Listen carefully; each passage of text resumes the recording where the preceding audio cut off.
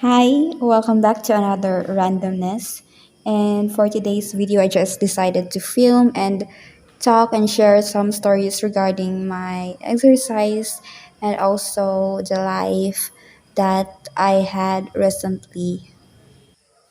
So I started my exercise 2 to 3 years ago or the beginning of the pandemic.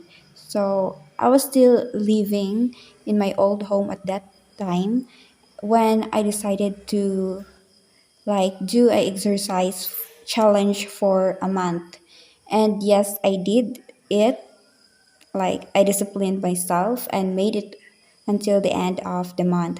It was quite satisfying because it's new. I feel much more lighter and alive, even though I was only staying at home most of the time. So after that, after a month of exercise, I decided to fix schedule for what days of the week I'll do my exercise. That's when I decided to do Monday, Wednesday, and Friday. However, it wasn't like consistent. It wasn't that very efficient for me. It was not working the way I expected or I wanted it to be. So it dragged me not to the goal I wanted but somewhere far from it. So I stopped for like a month or 2 or 3 months, and then I decided to start again. I decided to start exercising again with much more commitment and will to really stick to that and make it a habit and make it a part of my life.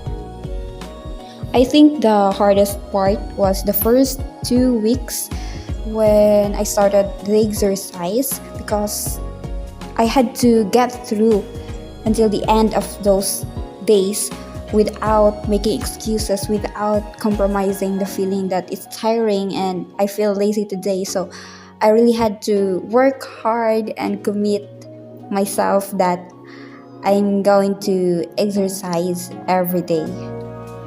So, tip for those who really want to start and make it a part of their life, of their habit, just do it. Do it. Start it with just simple exercise and commit to it for a week or two. And then you don't have to prepare those fancy equipments. Just do it. Just make your body fall in love with the process and make it part of your everyday life.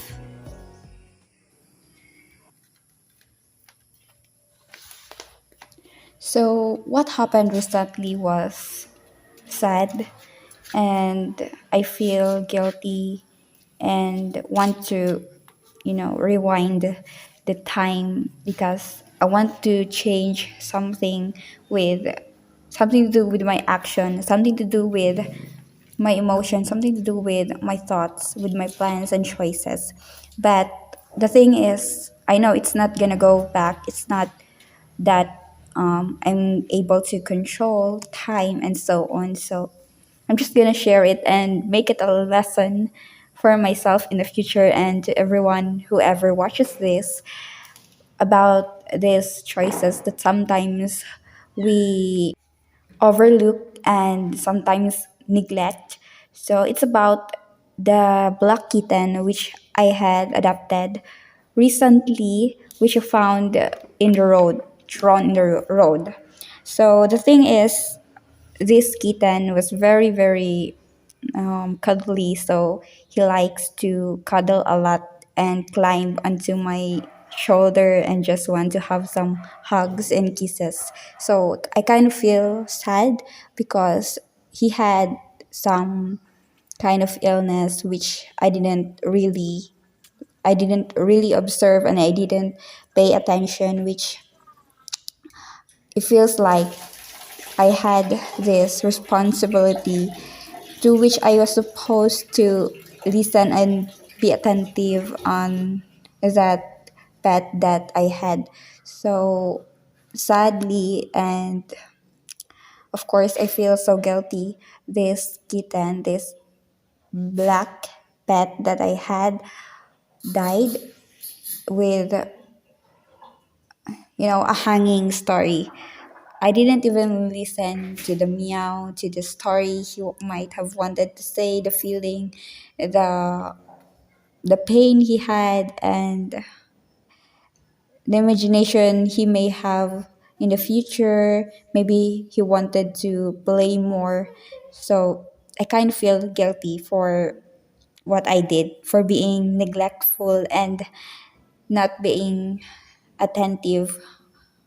So, to my future self, I hope you really get to learn from this and be more careful and attentive on whatever things, on whatever happens in the surrounding, your loved one, your pets. So, yeah, that's what I'm going to tell you.